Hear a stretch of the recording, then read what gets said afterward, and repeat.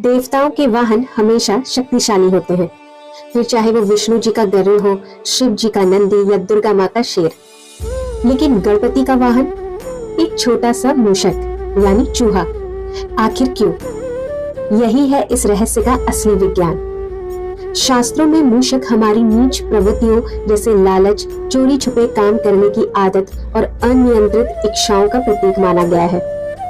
गणपति उस मूषक पर सवार होकर यह संदेश देते हैं कि जब तक तुम अपनी वासनाओं पर काबू नहीं पाओगे, ज्ञान और सफलता संभव नहीं। चूहा बेहद तेज गति और पैनी सूंघने की शक्ति वाला होता है। यह बुद्धि की पैठ का प्रतीक है। जैसे मूषक हर जगह रास्ता ढूंढ लेता है, वैसे ही बुद्धि हर समस्या का हल निकाल सकती है। इसलिए गणेश बुद्धि के देवता मूषक पर सवार है। विज्ञान कहता है कि चूहा सबसे छोटे से छोटे छेद से भी निकल सकता है।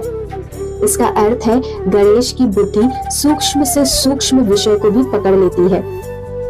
ज्ञान सिर्फ बड़ा और भारी नहीं होता, बल्कि सूक्ष्म और गहराई तक जाने वाला होता है।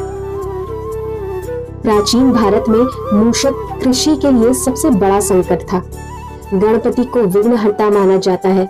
मूषक पर उनका नियंत्रण है। यह दर्शाता है कि अगर गणेश की उपासना होगी तो किसान के सबसे बड़े विघ्न चूहों से भी रक्षा होगी। मूषक गणपति के नीचे हैं, उन पर हावी नहीं।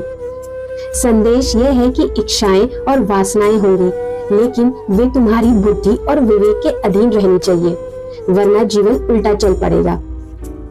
दोस्तों, गणपति के साथ छोटा सा मूषक सिर्फ वाहन ही नहीं, बल्कि एक गहरी शिक्षा है। अपनी इच्छाओं और वासनाओं पर नियंत्रण रखो, तभी सच्चा ज्ञान और सफलता प्राप्त होगी।